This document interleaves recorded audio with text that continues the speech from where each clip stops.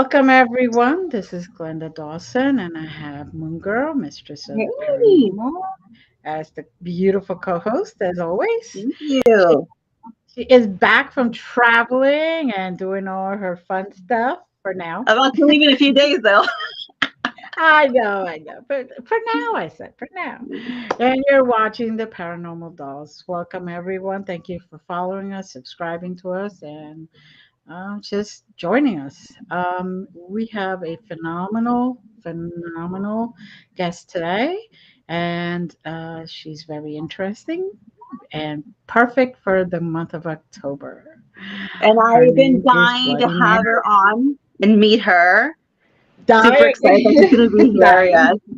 Yes. Yes. Dying to be here. Yes. We have been very excited about this. Yes. So thank you, Bloody Mary, for coming on. Greetings.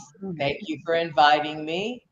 Happy Halloween. And I guess this year I have to say happy Friday the 13th, which is Yes. very, Yes. you know, right around us now. It seems to be more popular than even Halloween this year. So, Yes, yes, yes.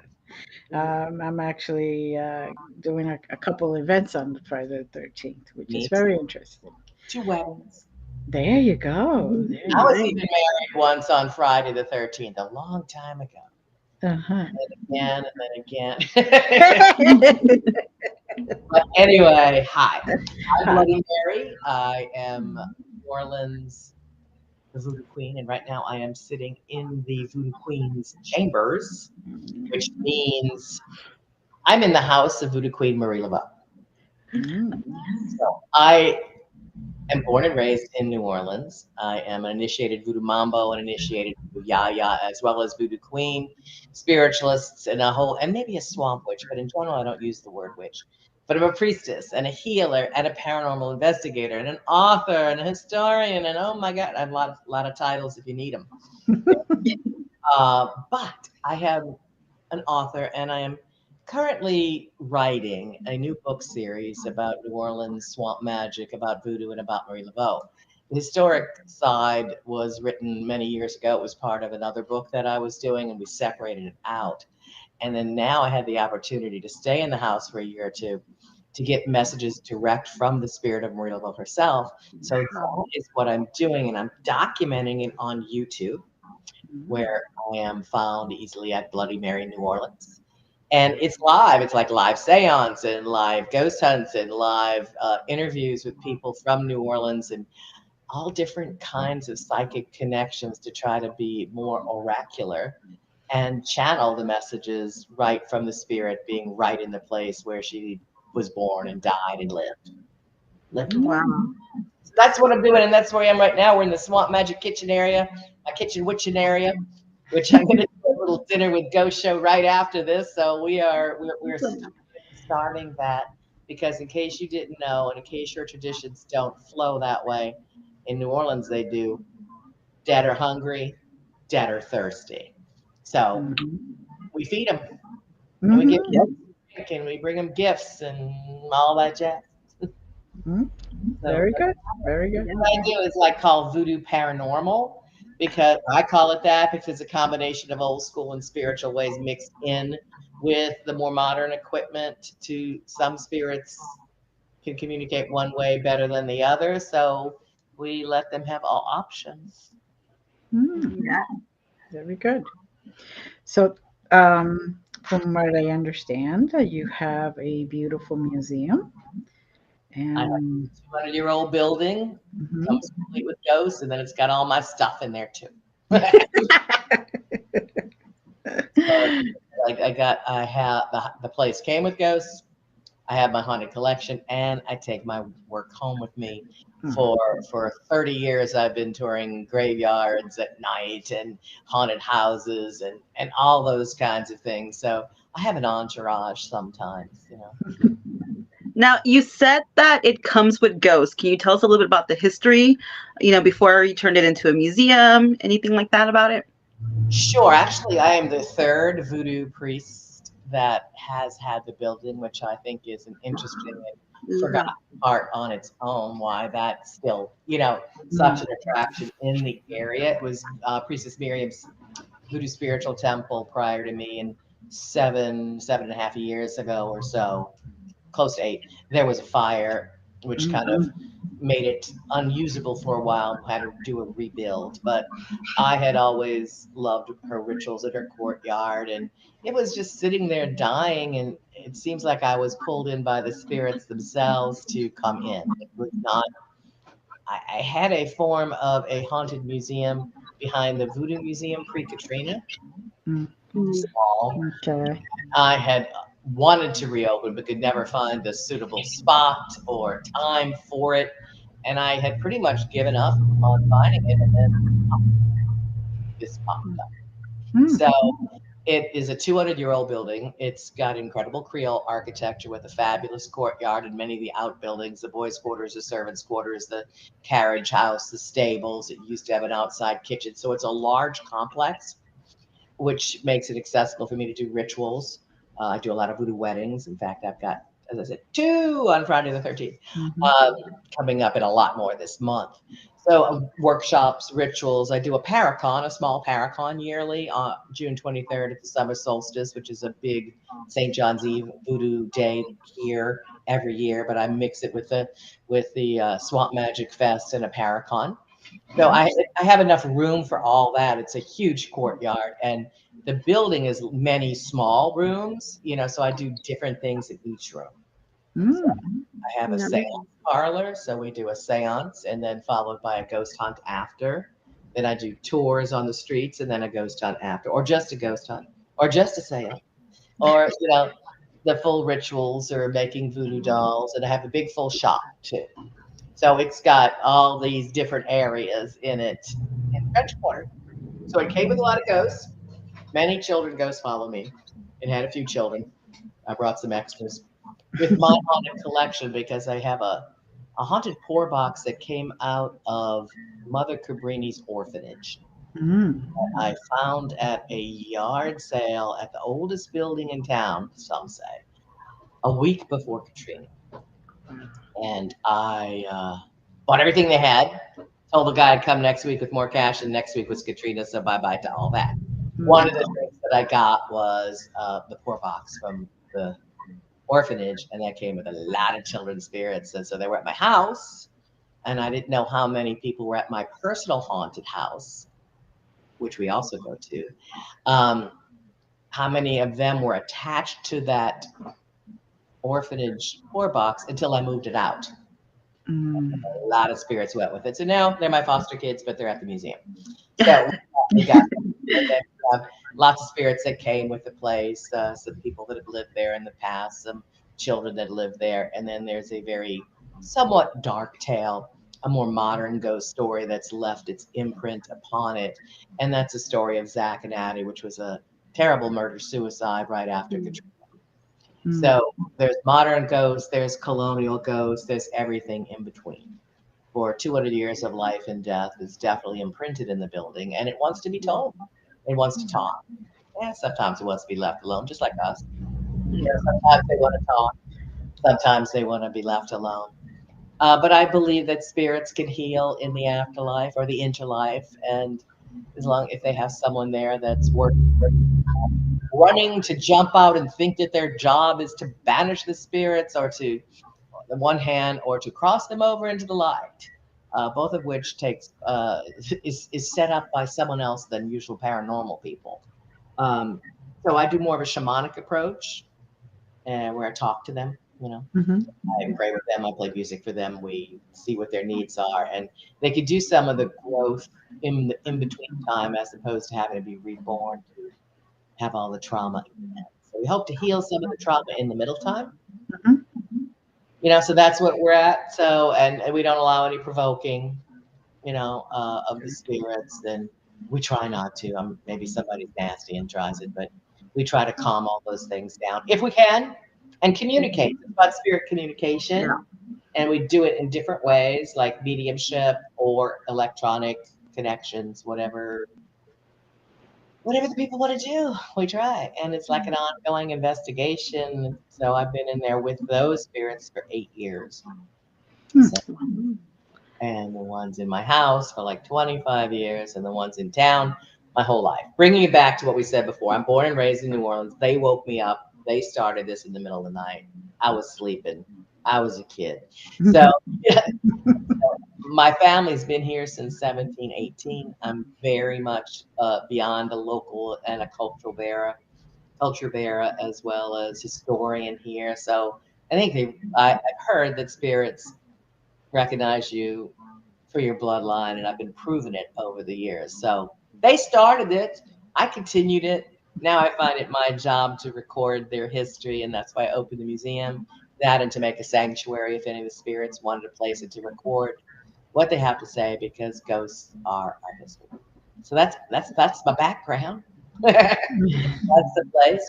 That's But we're right in the French Quarter, and then the house of Marie Laveau, or the cottage that Marie Laveau was born in and did most of her work, is right where I am now. There's a building on top, but the foundation is there. The spirit of land is there. The courtyard is there, and her spirit and her children and children's children's spirit are here too. So it's been an interesting ride. Please join on YouTube, because if it's the open gates, it's live seance, you may hear something or feel something, and you definitely can experience it along, because it's not, you know, I don't know, it's not really edited. Maybe I add a couple pictures and things, but what goes on and how we connect is something that you get to connect on. So I want to hear what you have to say too. Yeah. sounds Do you wonderful. have what are some of your favorable, favorite haunted items that you have in your museum? I have a very old wheelchair from the abandoned and very haunted charity hospital about a mile away. It is a 1,000,000 square foot abandoned hospital since Katrina. The and even though it was built around 1938, the wheelchair was from prior to that, a very old wheelchair.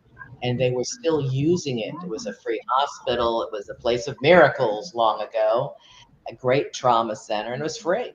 And there was politics that closed it down. So there's a lot of corruption in there now, spiritually, and all the noises I'm hearing from your end. You've got a haunted. Do you have haunted microphone, or do you have haunted back noises? Well, I have a haunted house, and that's where I'm at. But I guess you're hearing that. No, I don't know. It sounds more like something with your microphone. Mm. Wow, wow, wow, like that. Do your ghost do that? Do your ghost do that? I mean, as long as it's not something I'm doing that I can fix, but I should. Ah, I don't Yeah. know. Mm. We're going to tell everyone out there that what they're hearing is ghosts. Yeah, Yeah. exactly. I'm an advocate for spirits' rights. I'm not one that thinks that we should run in fear. I think that we should get to know each other and see what we can do and develop a cooperation. And you don't break out the big guns unless you have to, you know? Hmm. Well, my house is from 1900, so it was finally finished in 1900, I should say. Right. And so the original owners passed away here, and so they brought a few family friend, friends over, and they're just hanging around the whole house. I keep telling them, "Can you do dishes, please? It'd be I've nice." asked, I have gotten them to turn on the dishwasher, but you know, Yeah. they didn't stack them or anything. But they turned the dishwasher on. So Hey, Yeah. it was something. I had some that fixed some broken things, like broken jewelry.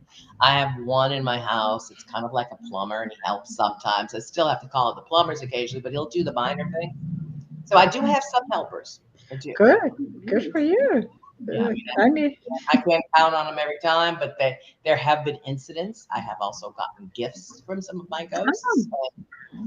So sometimes they do what they can. What they can afford or move around is an individual type of a thing.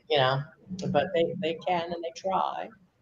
And here, yeah, there's a few manifestations that pop up here because there's no one else here but me.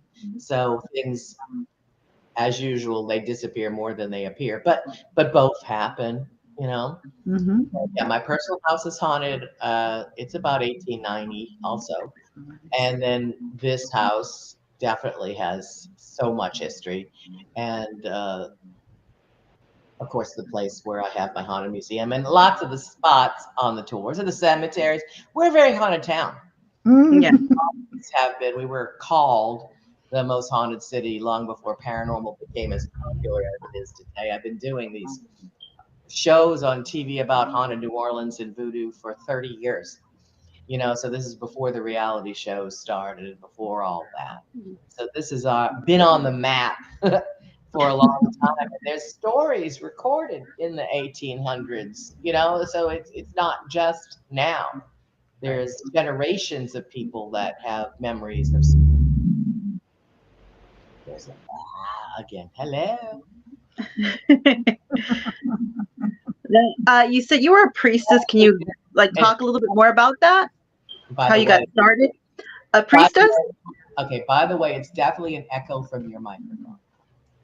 Okay, when you Yeah. talk, you're major echoing on my end. Hmm. Just so you know, Uh, I don't I know don't. how I can fix that. I don't have a separate microphone. I'm doing it from my phone. I'm doing it from my phone, so it might just be me then. Yeah, but we can Sorry, guys. edit this part out. We'll go on with it's the ghost, but I just wanted to let you know if it might be a problem when you do playback because it's pretty. Right. Well, let me see. I'll check. Yep, it's her. All right. All right. I just muted you, and that's what happened. Okay. Thank you. We'll try to Hopefully, figure it out. all that's usable. Yeah. No, I, Pretend this ghost, so whatever. yeah, people think it's ghost. Yeah. They're Hello. So where were we? the How you got involved in voodoo and you became a priestess?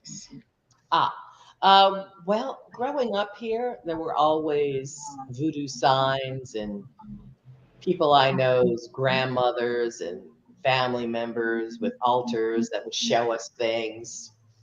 You know, it was around me. It was part of the lifestyle. Voodoo dolls were at certain people's houses. I'd find things on tombs, and we spent a lot of time in graveyards as a kid visiting family members. So there was always something that I had to say, why, you know. And the more I kept looking around, the more I found the answers in voodoo. So let's say I've always been intrigued with Hmm. it. And my sister has been involved with it maybe a little bit longer than me, but I've always had the spirits and the ghosts. And um, when I tried to find out certain beliefs of why this would happen or why that would happen, it made sense when I found the answer in voodoo. And I grew up, people don't realize that New Orleans is not a southern city. New Orleans was a displaced Latin Catholic whose pretty much archdiocese was Cuba. You know, so we had a I'm Cuban. I know. great connection to the Caribbean and the Yucatan Mm. across the way. Mhm. And some call us the gateway to the Caribbean or the northernmost Caribbean city. So there was always this interflux. So I was always around Hispanic, Latin, Catholic, Hispanic, and mixed blood people who were very much here for hundreds of years. You Mhm. know, so I grew up with it. It's part of the culture here. I identified certain things. I didn't know why we had this custom or why we had this custom, and figured it out from my friends and their grandparents and other teachers and coworkers, let's say, that a lot of it had to do with voodoo. So spirit again pushed me towards initiation, and I did, and I followed through. And it's like continuing education because there are different levels that you don't have to, but that you can acquire.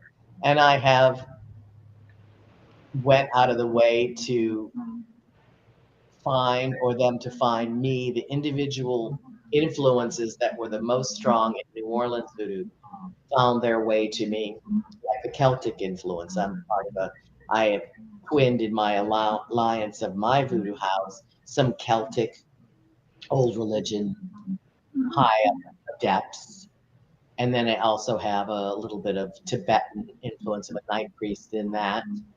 So I brought that in, and then I initiated into the Congo and Palo, which the Congo religion was very much a part of New Orleans voodoo, as well as was told by Spirit I had also initiated Haitian voodoo, which had a little bit of touch, involved here too. So trying to understand it all better and bring it all back together has, I guess, had me meet the right people to initiate in the different strains to get the magic I needed to regroup and rebuild New Orleans voodoo, which is forgotten by many. There's a lot of people that practice voodoo in New Orleans, but they don't practice New Orleans voodoo. They'll salute Marie Laveau or say hi over here, but they don't focus on that. And most of them are not really from here. And those that do focus on New Orleans voodoo are also not from here and don't live here. So I'm inside the box, and now I'm literally inside the box from Willow's old house, and I'm wanting it to talk and see what it has to say and see what's changed. Spirits will talk to you and tell you how to fix their. Mhm. I have found that for years, start channeling and saying something that I don't know why, and it's because the spirit's history was written wrong. And then after I say it or channel it, someone will tell me, and I'll say, "No, I didn't say that." And they say, "Oh, yes, you did." I'm like, "No." And I'm like, "Yeah." And then the next day or within the week, I will find a piece of documentation and another person that has some information, an old forgotten book, a diary that verifies it. So they want their story told, and Yeah. I'm the mouthpiece for that. For here, maybe not for everywhere, but for here. It sounds like a wonderful, wonderful path, and It's I'm definitely a calling. It's definitely my yes, calling yeah, to and preserve some of the customs, the cultures, the stories. So much was lost after Katrina. yeah, 15 years ago, we lost a lot of our people, our residents, our culture, our history, and ever since then, I've been on fire to try to, record it and bring it back to life because a lot of it simply died. right. It's very sad. It is, but I'm glad that you have taken that up and bring back that history. That's the true rich history, Hmm. not Yeah, not a watered down version, but the true history. I'm a trying. You're The succeeding, girl. You're succeeding, I with, say. with sound bites and shortened messages becoming all the rage, it's harder to get the richness. People don't. I mean, some people want to read a lot, but a lot of people just want to. They don't have time to get in depth. But I've always been a more VIP cultural kind of person with people and give them an experience that's more personal as opposed to touristy Mm-hmm. and Okay. magical and voodoo and paranormal, whether they like it or not. There's going to be a supernatural edge as well as history because there was a supernatural reasoning behind many decisions that were made in this town. Whether they prove to be false later on matter not. I mean, these decisions were made over supernatural assumptions, some real and some unreal, just like today. Mm-hmm. So, now that you have undertaken this and you're getting messages, have they spoken to you about anything that you didn't have knowledge of or something that was brand new to you? Sure. Yeah. Um, I guess I mean I was said that before, but maybe you're meaning it in a different way. That the spirits will tell me something that is not knowledge, and I will say it, Right. and people will tell me I say it, even though I don't know I say it. I'm channeling it, Mm-hmm. and then I prove that it's real. Right. But I say Uh, it first, usually, not always. But I was saying things first that I did not, like a sentence here, a sentence there. I mean, or I just had you might say a hunch, mm-hmm. that something was off. I mean, I knew something was off about a story. Mm-hmm. Something was wrong about it. and I was pretty much knew which way to go, but synchronistically, mystically, whatever, I would find the evidence. So it's like a psychic research, and I believe the spirits are with me. Same thing with Marie Laveau. When I originally wrote the first part of the book, which was 8 years ago, um, she just wouldn't let me go. Same thing here. I go in trance so quick when I'm type or do automatic writing or something that I can't get like the book written because I'm getting stuff, feelings, this, that are embedded here out. So it's been actually hard. And she did that to me last time too. She kept channeling memories and thoughts and, aggravations and things like that. So yes, there has been a lot of things that came through that it's not that I didn't know, it's that I didn't think were as important or as focused on of an issue, that I might have skimmed over and missed, Right. focused on something else. But things, let's say the importance, what was important or what is important for her to get out there, um, is different than the way I wrote it before. I mean, the history's going to stay the same, more or less. But yeah, there's some interesting things that have come up that I'm continuing to research. But Okay. with with you and you, like every Thursday so far, it's been every Thursday I try to drop a new YouTube thing, and that's at Bloody Mary, New Orleans. Last week I started to try to put it out on podcast. I don't know if it translates as well because we're sitting around a table holding hands trying to do things. There's a lot of silence. I might edit that a little differently, but I have a couple of seances and a couple of research back and forth with people, psychic things, ghost box, all of those types of recordings that you could go watch. And those are all right now for this season, all inside the house of Marie Laveau on St. Anne Street. So there's a whole bunch of episodes there, and they're also the podcast is called Afterlives. It's a supernatural podcast, and it's Bloody Mary, New Orleans as well. Mm, So wonderful, you wonderful. can be along with me. You can psychically can't talk, but you can psychically connect. Yes. When Now, did you first discover? Oh, go ahead, Glenda. no, go ahead, go ahead. When did you first discover your gifts that you can tap into spirits and communicate with them? Well, I don't think I didn't look at them as gifts for a very long time.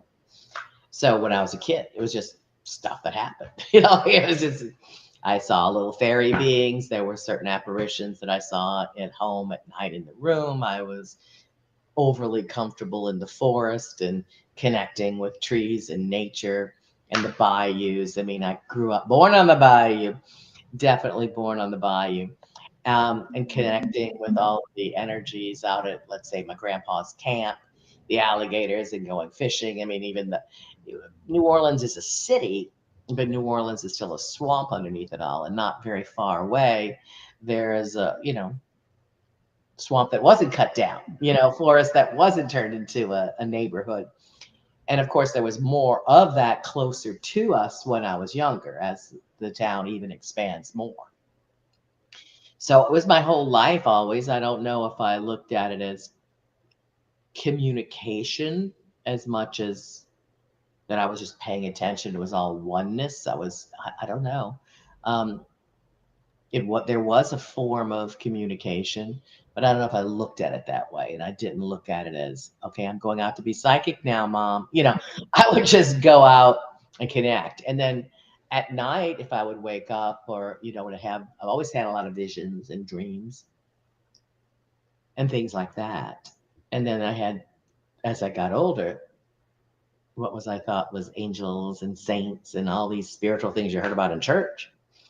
All of a sudden, it got a little different when I was an adolescent. So I was like, oh, okay, I better go see what the hell this is all about. Try to figure out what I could do to get things more in line. But I pretty much naturally, from the very beginning, no matter what came to me, good or bad, and usually it was good, I knew not to fear and would tell them what I sought to do, and they'd listen. So, and stop this, I'm tired, go away. You know, I was like, yeah, I'll see tomorrow if I got time. I'm not sure. Even as 11 years old, 12 years old. And at 9, 8, 9, and 10, I would ask my big brother to take me to the haunted roads that I still bring people to today, to hear this story, to go find this entity, to go look for the Lucaru, the swamp werewolf, or the different creatures that were in New Orleans, or the spirit of Mona Lisa. So there were certain things that one always heard about, even before internet, about different areas in town, different haunted places in town, different old roads, different forests. The Crunch Road, for example. So there were areas out in the more rural parts of town that we would always go to know that there were spirits and occasional monsters, you know. Mm. So and I like the nature spirit guides too. Yeah. I just kind of took it as what people did. I didn't know it was very special. And then when it got weirder, let's say, at adolescence, I quickly found out the hard way not to talk to everyone about this, you Mm. know, Okay. Yeah. especially because they went and told the nuns, and they weren't very nice about it, you know. So there was some like conflict that occurred, which made me research deeper into other and alternative beliefs that were in my Mm, culture and surrounding me instead of just the Catholic Church, you know. Right. yeah. My family grew up Catholic, and I mean, and not super practicing, but Catholic. So it was difficult for me too growing up. So I could totally see how that would that would be hard communicating that with other people. The Catholics are much more open to mysticism than than the Protestants are, Yeah, they are. because there is ritual and there's novenas and there's intermediary spirits, and there's a lot of training I got as a Catholic, which I didn't, realize until later as an adult, was very important in mysticism. It was very important to connecting and learning ritual aspects and things. I didn't appreciate it at the time because you got tired of stand up, sit down, genuflect, this, that, but you got tired of it as a kid, Mhm. but it was very helpful having that experience later. The religion got less mystical as time went on, too, from what I hear from people inside the church. It was quite different in the 60s, 70s than it was in the 90s and 2000s. There was a lot of loss, actually, that was more ritual and spirit oriented. However, you do learn something from it, and all the stories about the powers and things that the saints did, I thought that was supposed to be like anybody could do it, and it is like anybody could do it, but they don't want to tell you that. And when I start talking about it, that's when the nuns got a little ooh. And my mother was a nun before she married my dad.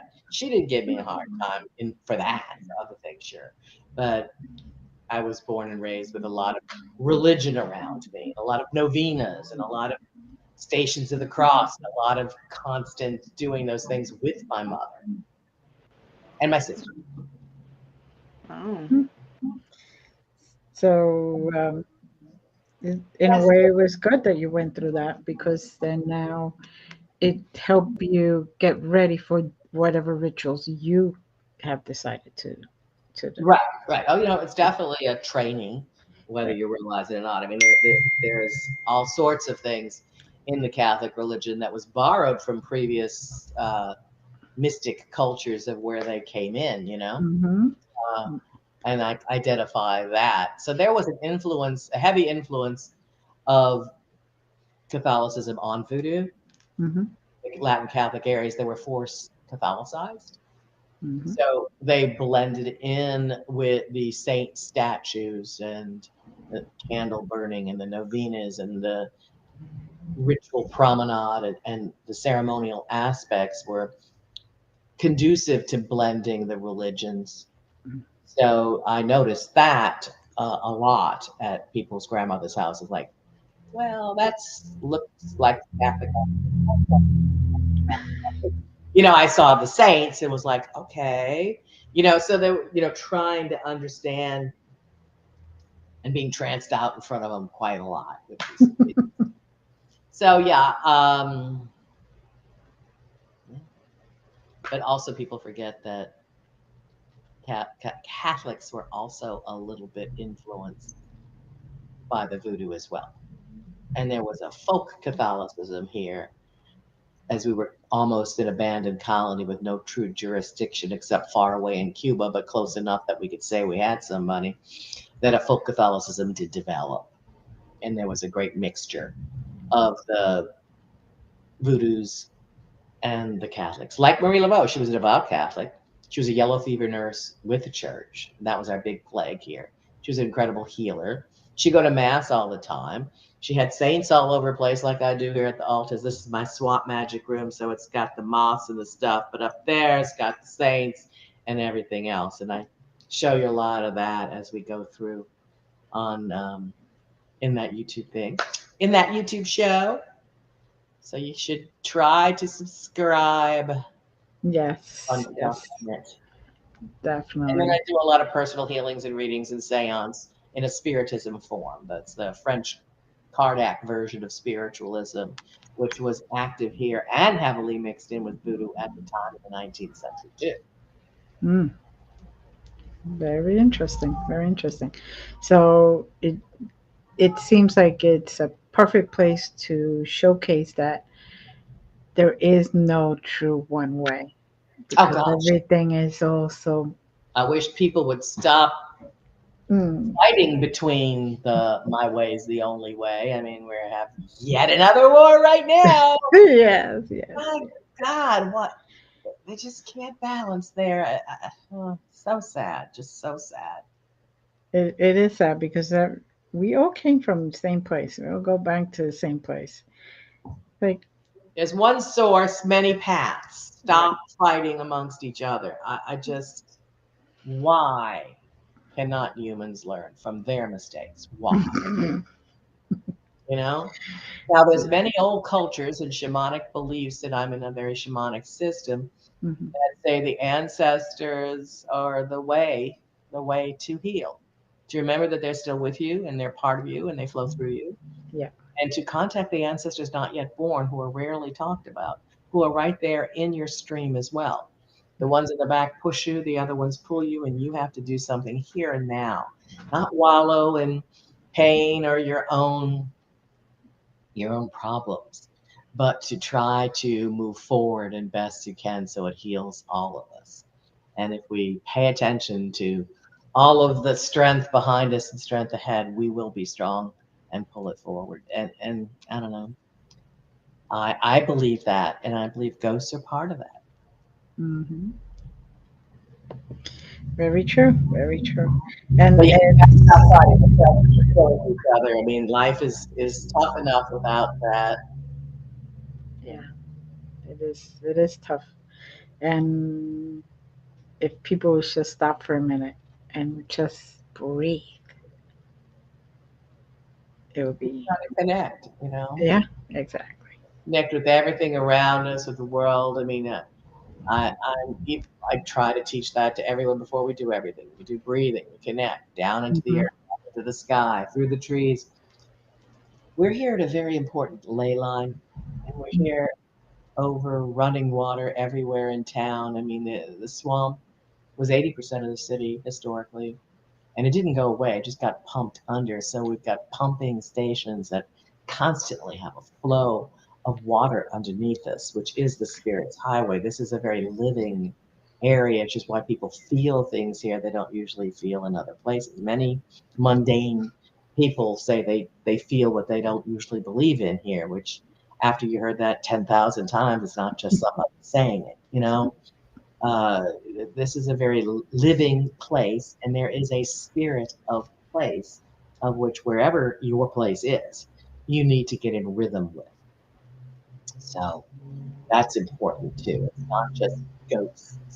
I say that because it's simple, spirits, ghosts, but it's multidimensional beings. It's many different, so many different life forms. And for those of you out there that are so into this, I'm going to say it anyway. And it's not hashtag it's a demon. Okay? Not, like get over it. It doesn't have to be dark and scary in order to be a ghost. And there's a lot of nasty things out there that are not evil, and they can Their sheer power can destroy you just as well, but they're not evil. They're not demons. But I mean, Some people are quick to say everything's a demon and get possessed every place we go to you investigate. know, But yeah, it's a demon. No, it's not. You know, that's all. It's evil. No, it's not. You know, like, but if you want it to be, if you focus on that, if that's all you ever talk about, you will be surrounded with it. And so there. That's my take on that. And there might not be demons, but there are many other things, parasites, that kind of stuff. yeah. And thank you for bringing that up because We Sarah. know a couple of parasites just too. There's lots of those. Pulls out booklet. Vampires, but not the cool kind. You know, Yeah, not the cool kind. bottom feeder kind that are just kind of there. And, Yes. where are you located? I am in South Texas, lower than you guys. I'm at the border, basically. Okay. And I'm in Pennsylvania. So you're total opposite areas. Yeah, Mhm. Gotcha. completely. Yeah. But I love But New Orleans. The few times I went, actually, I went. Was it last year or was it the year before when you all had another little hurricane? 2 years, but it wasn't Okay, really here. It wasn't in New Orleans. It was in Louisiana, but it wasn't really okay. in New Orleans. It was in Homa Uh-huh. area, Homa, farther, about an hour and a half away. It might have gotten the touch tip of it in Kenner by the airport. We got I think a stray little pop off storms that came in, but the hurricane didn't hit New Orleans per se. I mean, we got a little wind and things, but it wasn't the main structure. Just like Katrina didn't hit New Yeah. Orleans. That wasn't the problem. It was the next day when all the water backed up Yeah. first that got us. mhm. So that did not happen this time. There was no flooding. There was no rain issues. There was some, stray, as I said, off wind issues or something, but there was Mm. no flooding, no heavy rain, no levee breaks. So that was a really good test. Yeah. Well, I did a lot of rituals. Oh my God. I did so many hurricane rituals the year before. I was finally said, okay, just freaking bring it. Okay. I did like 7 in a row. I was like, okay, I can't keep doing this, y'all. And I may have reduced it, Hmm. but I did lots of them. And we did rituals that year too. I mean, I do rituals every year, anti-hurricane prevention. And then when something comes to the Gulf Coast, I try to disintegrate or do things backwards to dissipate. I don't try to redirect it. I try to dissipate it, slow, So that is what I do. And I use a lot of techniques, some techniques that Marie Laveau and others used at her time period. And one of them would be the St. John's Eve ritual that I do annually every year, where we do this feeding spirits and rebaptism in the bayou. Excuse me. That is the same time of year I do the NOLA Paracon at that date of June 23rd, which is solstice time weekend usually with that. And that was also an anti-hurricane beginning of the season ritual to appease the spirits, to ask for protection and distraction. Over here, don't look over there. So there is spiritual work that you work with the force of nature, including storm spirits, storm energies, as well as just ghost hunts. It's not just all that. And sometimes the spirits, they want to help you and the town that they help build. So they have what I call architects, of which Marie Laveau is one, as well as an ascended master and priestess and patron saint, all of those things. And Voodoo sometimes calls them the Loa, but in the old days they were just called the Voodoos. So she would be watching over a town that she had her heart and soul in. Her tomb in St. Louis one was the number one visited tomb in the country, where people made pilgrimages or legend trips, as some people call them, in order to still get miracles from her beyond the grave. You cannot leave offerings or go there and do what you used to do. So people have started now bringing things back to this house in front of it. So you'll see different gifts and offerings and prayer requests. And for 30 years, I was bringing prayer requests to her actual tomb for people's healings, or let's say to get them a job or to get them in a school. And you're not allowed to do that anymore. So I'm inside here and still helping. Very good. Very good. So have you, because you keep saying, the background from Cuba and all that. I'm Cuban, so I know about the voodoo there and Apollo and this and that. Yeah. right. When did you So, leave? oh, I left 1970. So that was late. Yeah, yeah, And most of the people left in the 60s, didn't they? yeah, It's been yeah. hard for you to get out. It was. It was only my father and I, and then a year, 14 months later, they let my mother and my brother out. My So, my best friends growing up, most of them were Cuban mm, or some form of Caribbean. There was so many Cubans that came here in the 1960s. So grammar school time is when I met, would hang out with a lot of different people, but so many Cubans. um, you know, well, so I grew up with the banana soup and different things. I was like, I don't want to eat the banana soup. And that was very much part of the quiz. A lot of the cuisine here was very similar anyway. The right. language wasn't, but we got to know each other pretty well. I mean, I ended up marrying a Hispanic man the first time on Friday the 13th because for them that was a good day, right? Yes, it is Friday, a good day for me. So, yeah, so true. And yes, a lot of people from Cuba either went to Florida or New Orleans. You hmm know, those were close enough ports, but there was older and historic connection with the fact that for a short time period, Cuba was the only Latin Catholic area that had an archdiocese that we could connect with, since right. we were an abandoned one from France and Spain, too far away. You know, Mm-hmm. so there was a lot of similarities. Mm-hmm. Did, That's were right. you were you afraid of Santeria and Palo growing up? No, no. I um I actually have ancestral. Uh, Sure, probably. yeah, yeah. No, I do, and it just Right, the kids actually right in on it, right? They no. kids go to it since age. I've got a Puerto Rican house that I'm a part of now, and their kids have grabbed into it since they were 4 or 5 years old, and sometimes while they're in the belly. You know, Yeah, yeah. And I just found out actually that my grandfather was very big into it, and I'm like, why did nobody tell me this before? well, I mean, I guess depending on if he still was towards the end, or maybe had to hide it more towards the end. I He don't had to know. hide it. He had to Yeah, hide it when I was born. He had to hide it. yeah. So things change. Same thing here. Unlike what people think, it was kind of open before the Civil War. And Mm-hmm. a little bit after, and there was public things going on, and everybody knew about it. And it didn't really go underground until almost totally underground, well, halfway underground until the turn of the 20th century. But it was too late. It had already grew up side by side with our culture. It was already in the customs and the food and the gestures and the belief system Right. in a good way, you hmm know. But after that, everybody kind of hid anything to do with pre-Civil War in the closet, you know. French, for example, was made illegal to speak.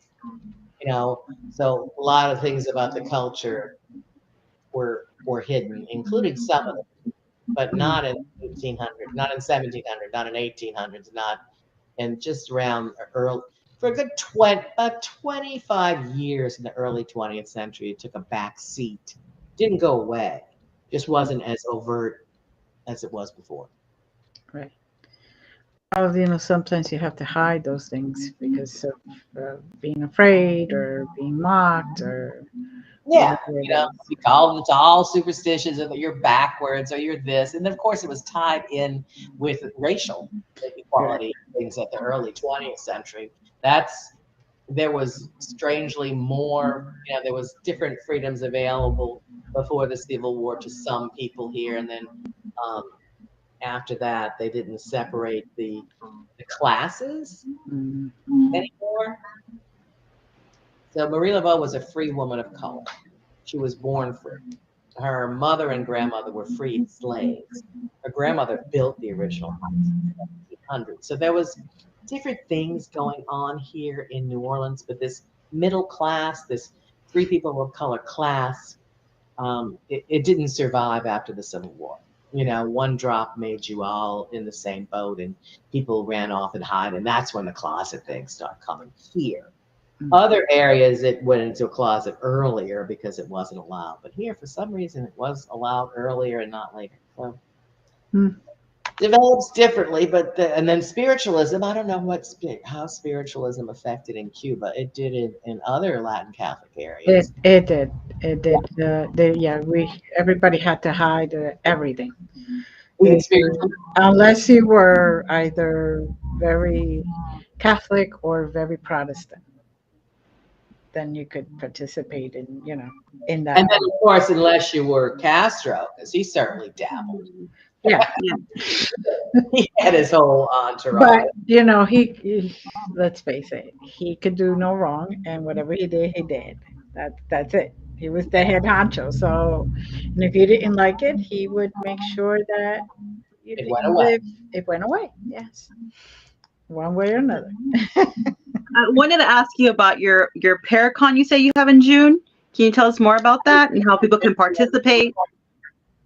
Yes, June 23rd, whether it's the weekend before or the weekend after that, depends on the year.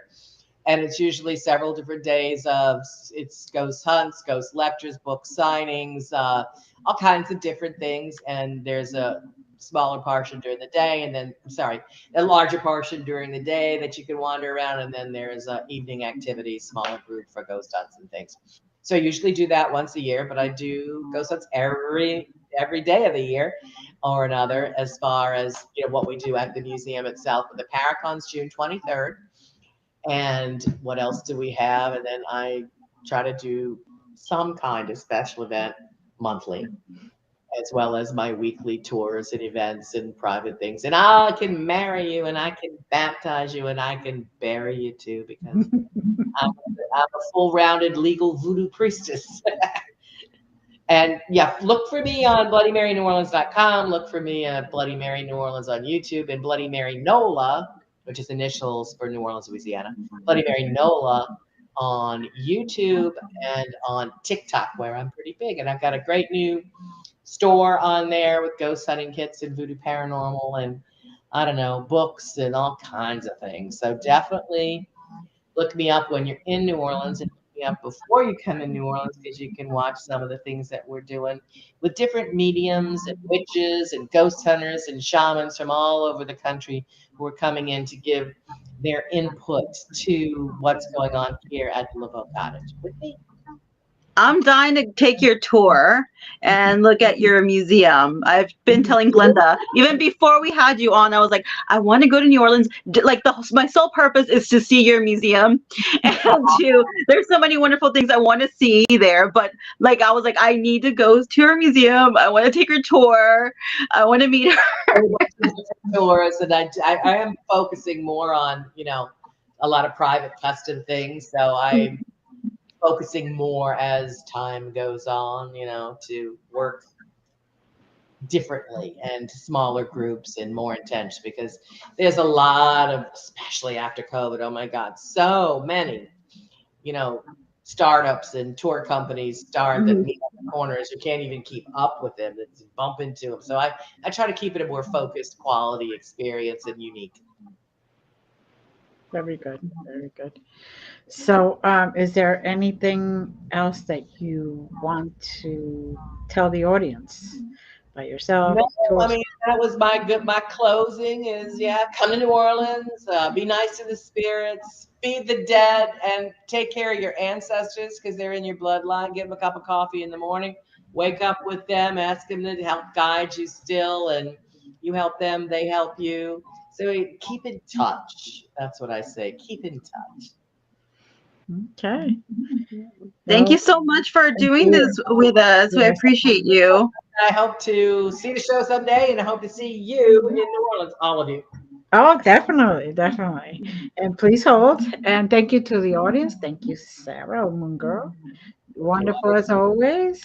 And we gotta talk to these ghosts sometimes. Okay. See you guys. We love you all.